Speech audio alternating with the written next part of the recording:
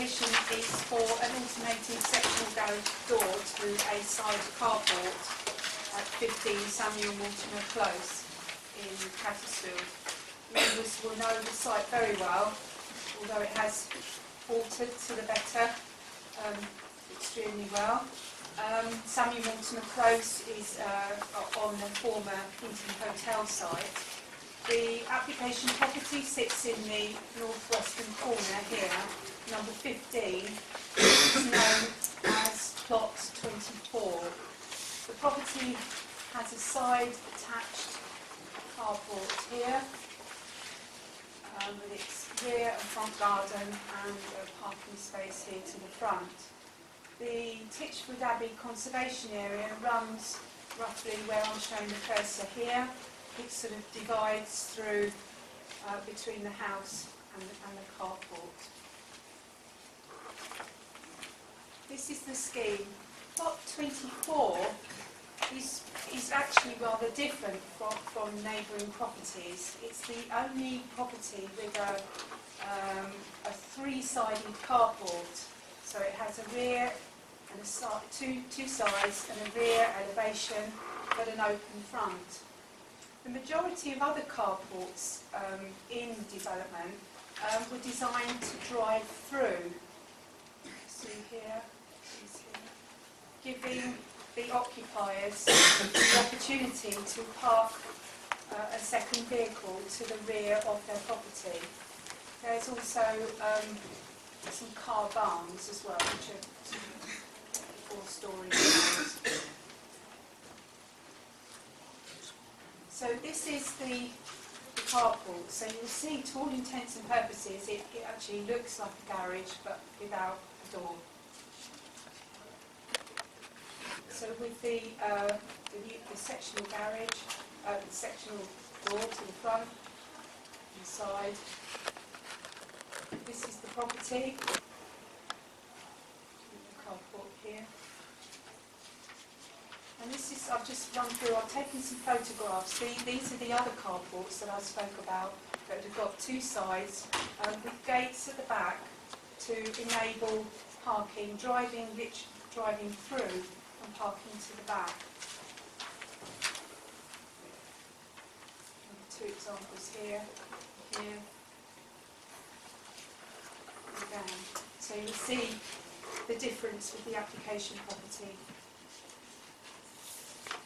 And this is one of the car barns. The representations that have been received predominantly object to the proposal because it would affect the carport and open character of the development. But you'll note that plot 24, number 15, is actually sitting behind its neighbour here, which was formerly plot 23. And you'll see the carport tucked in here.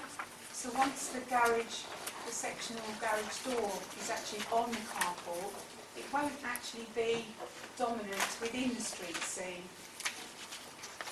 And the property would have, there's another car space here next to this vehicle here, and a car space here to the front. The property was built with back. The property was originally built with 3 parking spaces, a carport and 2 spaces to the front. However, plot 23, the second space here was actually sold to plot 23, which resulted in the loss of a space here, and this is why the property now has the facility to park at the front here. The scheme originally, as members will probably remember, was designed with these drive-through carports in order to meet the requirement of the residential parking guidelines. Overall, the scheme met the residential parking.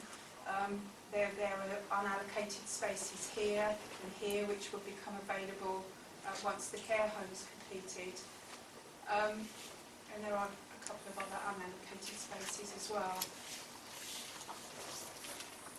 The parking standards do allow for garages to be counted within sort of courtyard and use parking arrangements similar to this when there aren't when you haven't got the benefit of normal sort of on-street parking.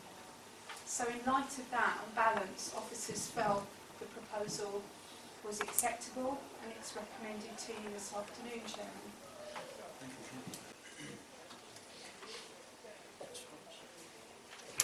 Good afternoon. My name is Mortimer. I live at 15 Mortimer Close. We've just moved into that property about 3 weeks ago. Before we moved in, we asked permission from Mansell Homes, who were the developer, if we could have permission to put a garage door on the front of the carport. They had no objection. We had it in writing from our solicitor. After that, secondly, we put a pre-application into planning about the carport parking, and that was fully supported with the application that we have at 3 allocated parking spaces, so we comply with the parking standards for this site. As the officer has said, that our house is back further than number 16, which means the only people who will actually get the visual sight of it is 11, 12 and 14. And obviously no comments were made by those applicants.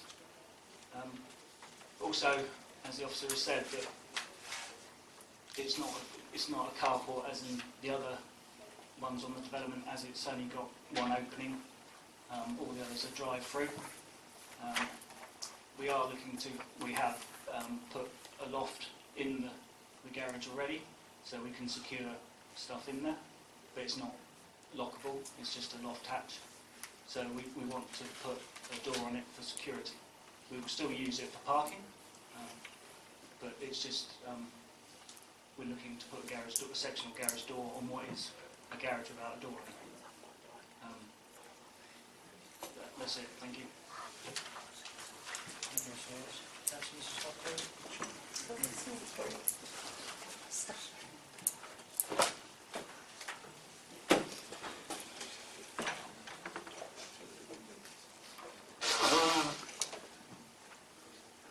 Afternoon again. Just want to say I'm quite sad that this application's come before us. As you know, over the years, just to get plans approved and a new development on this site, probably took about 40 years. We actually got there, and it's a lovely development. Many of you have been around to see it, and we were very careful. I knew you as a committee, I know the officers and the developers were very careful in the way it was designed. There were lots of consultations with the public. Everybody said, yes, this is what we want. And now we're being asked to put a garage door on this particular piece of land. And I can see where the applicant is coming from, but I think it would just go against many of the principles that we've always upheld as far as garage doors. I know the officers on balance have asked you to approve this, but there's a few things I'd like you to think about before you discuss it. The garage door goes on there, and the applicant has said yes, he'll use it for car parking. Who's actually going to enforce it and check? I'm also convinced that this would spoil the character of the area, which at the moment is open plan. That's the way it was designed, and I'd really like it to stay that way. Would set a precedent. If garage doors popped on there, why don't the other residents on the site say, we'll have a garage door as well? And I think it goes against our residential car and cycle parking standards at SPD. I know that Kim said that in certain circumstances we can put garage doors on. I think in this case it would be wrong. However, I do sympathise with the applicant, but we're on different sides of the fence on this one, unfortunately, so I'd respectfully ask you to refuse it. A, on enforcement, the fact that it would set a precedent, and B, that It's the buildings of the new property have only been up and running for a few months, and already we're starting to think about changing them. 40 years to get what we've got. Let's not change what we've got that works well and looks nice. So thank you.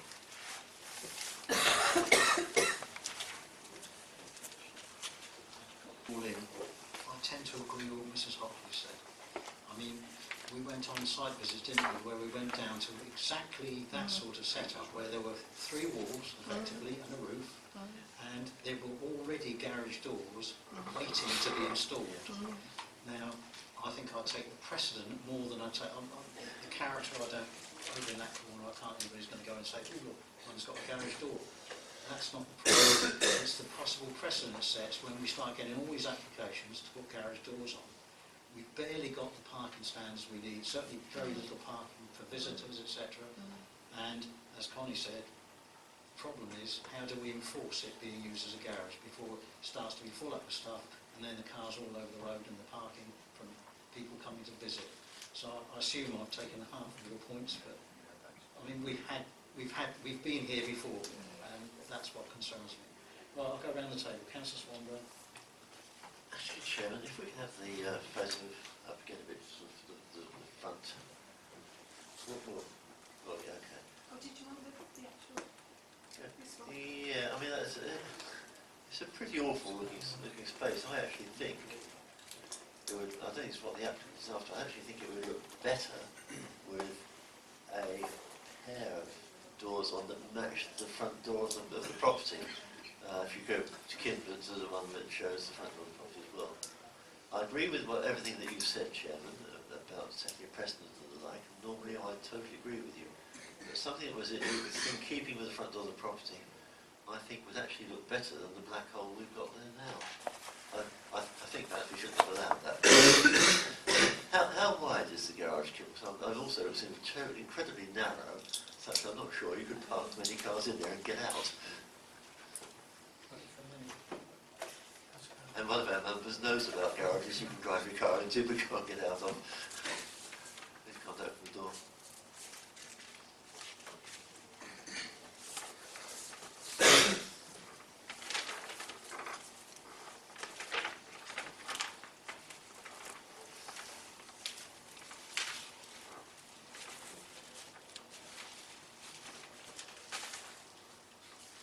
I actually haven't got the dimensions on the plans that have been submitted, but I did check the original plans because normally we look for a garage to be 6 by 3, but this is marginally less than that because I know the applicant said to me that it wasn't easy parking a car in there, but he has got a very small car. Thanks, Kim. I think as long as we don't have sort of a roll-up door or something like that, it would be totally out of keeping. I would support garage doors, but I would think that the design should be agreed with the officers before any installation. Something that was in keeping with the building. Thanks, Chairman. One question first. The developer told new residents that garages were not allowed. Is that not included in the deeds? I mean, I would expect it to be included in some legal document to say you couldn't have it. Sorry, Chairman, I thought the applicant said they approached the developer and he said they could put a garage door on. After the developer has told me.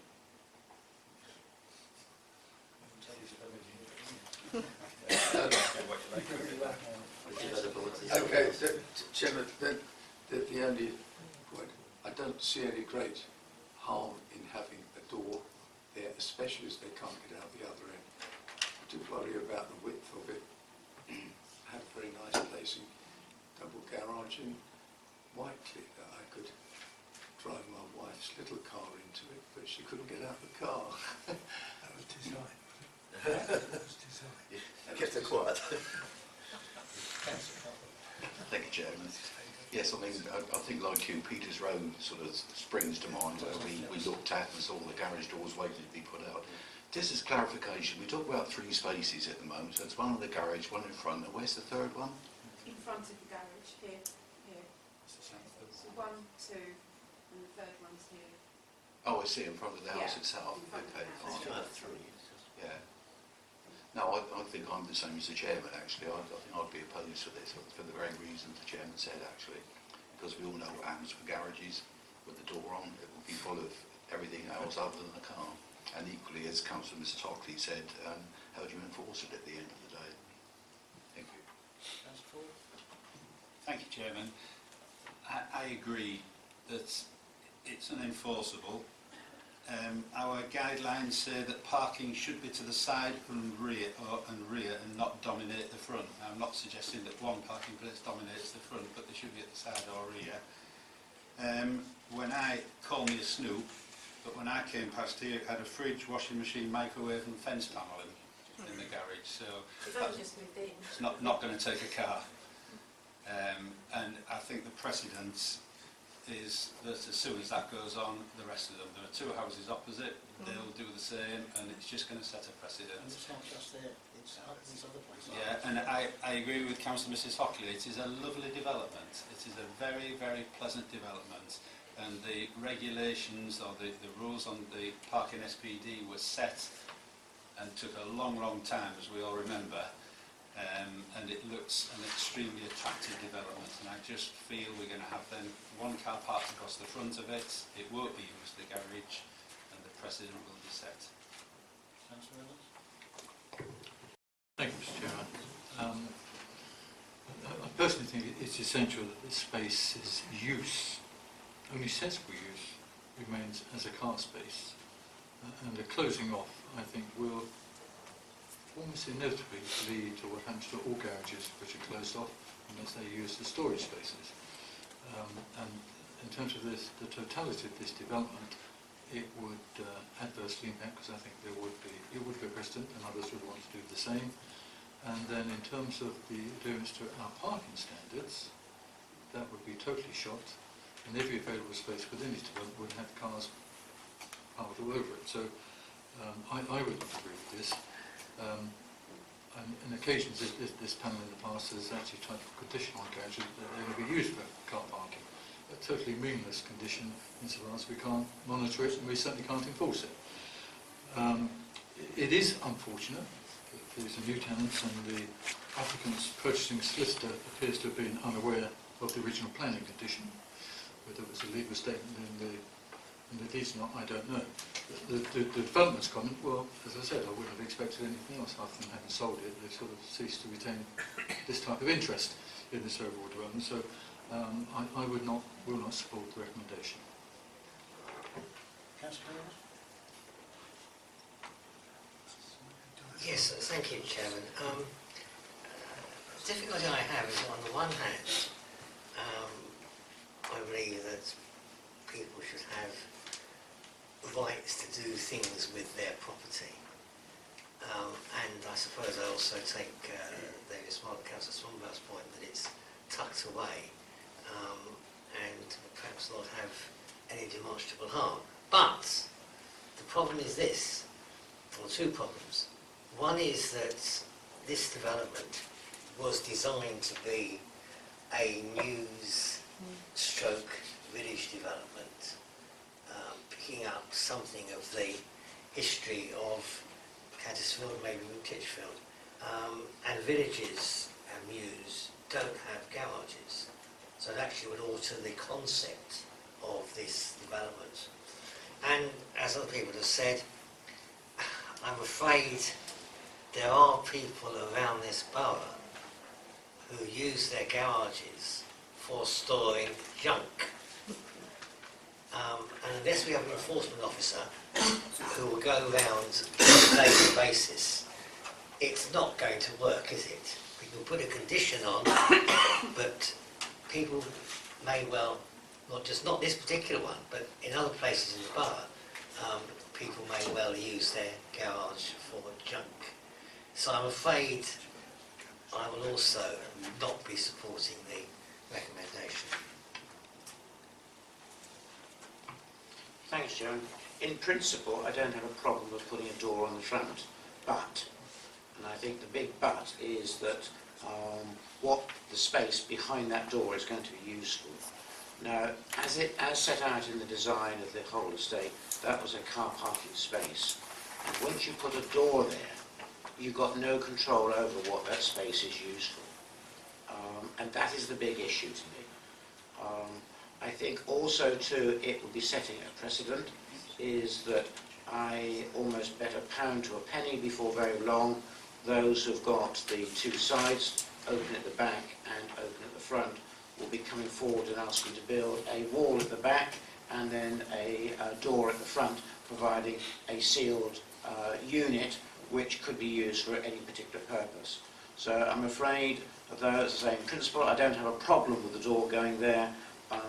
Because it cannot be controlled for what it's used for, I have to go with not agreeing with the officer's recommendation.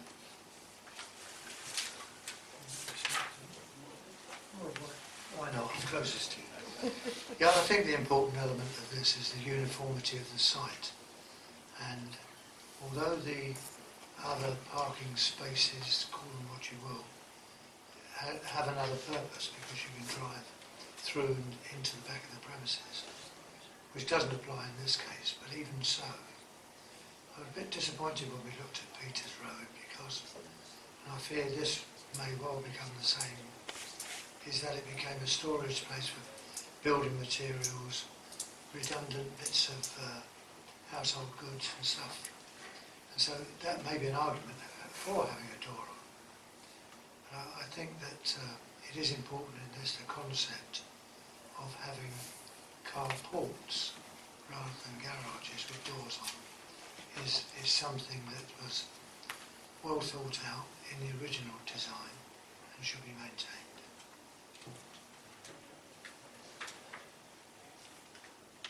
Right.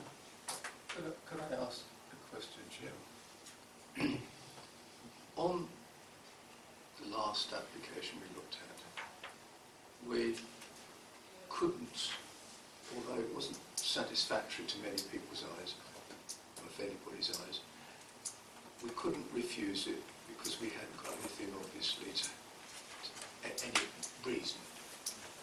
Now, if we refuse this, and the person went to appeal, have we got something to hang on the arguments why we didn't do it? Massive parking. Difficult to resist other conversions on the site.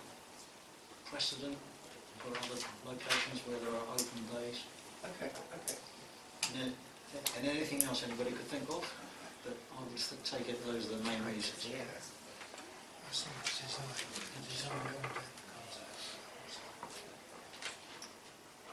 Chairman, I don't really accept that it would set a precedent for really the other precedents. I think the problem I have is that it looks, I think it looks ugly actually not to have something in front of that garage. It looks like a black hole. It would look far better with a nicely designed door in front of it. I accept all the other arguments. I think in this particular case, it looks as though it should have a door there. Can we add to your suggested list of reasons for refusal the open plan character of the area be compromised, in addition to the things you said?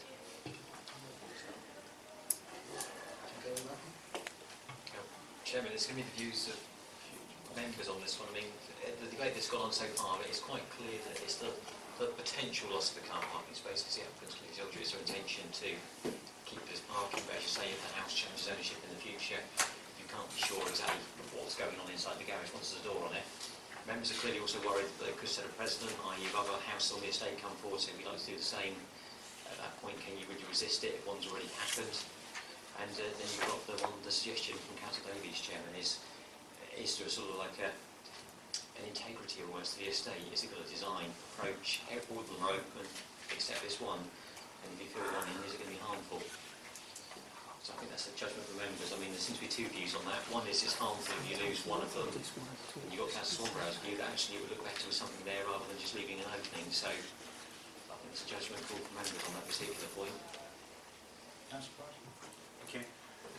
I'm assuming that when we granted planning consent for the estate, there's something written into that relating to how we set out the parking standards and what have you, which we'll be able to use anyway, because normally we would have more than likely have allowed garages to every property in most cases. We didn't in this case, so there must be something, surely, I would hope anyway, within the planning conditions or the consents that we gave, which really set out how we'd arrived at the parking standards and why there is no garages as such there, or there's carports, etc. So we should be able, hopefully, hang our hat on that as well. Yeah, Chairman, under our car parking standards, I think they were 2009 that we agreed them. Effectively, as a council, we said that we wouldn't count garages as parking spaces because in an awful lot of instances, when we surveyed those, we found there won't be used parking cars.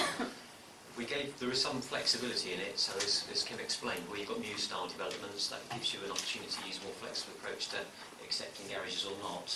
But our starting position normally is we don't accept garages as a parking space. And hence, if all these carports were garages, it would be highly deficient car parking.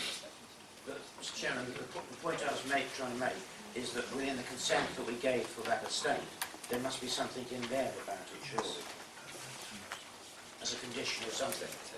Yeah, that's why this application has come before you, in that exactly that. They're meant to be maintained as carports, so if they want permission to turn into garages, they need your permission first. Yes, that's right. Are we done? Right. So, we have some sort of something put forward against the officer's recommendation. Chairman, all I was going to say is policies DSP5 are the ones that would relate to the design and appearance and its effect on the conservation area if members were concerned at that point. And CS17 deals with design and car parking. And CS17 also talks about respond positively to being respectful of the key characteristics of the area. Key characteristic of the area is that carports and car storage spaces don't have doors. So are we happy with DSP5 and CS17? Okay. Right. Contrary recommendation then, please. Refusal. How did you just state? Yeah, and as stated. Right, proposed by Councillor Evans, seconded by Councillor Mandry. Those in favour of refusal, please show. And those against? 2. Let's refuse then.